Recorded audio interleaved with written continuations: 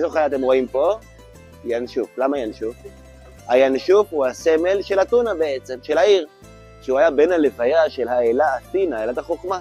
הוא יושב על הכתף וזו חיה שאומרת חוכמה.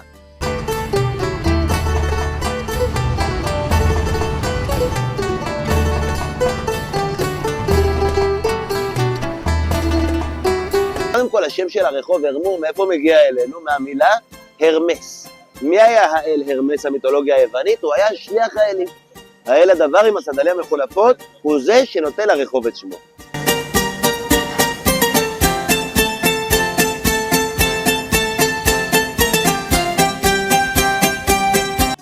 עד שנת 2004, שנת האולימפיאדה, כל הרמו היה כביש ראשי ללא חנות אחת לרפואה.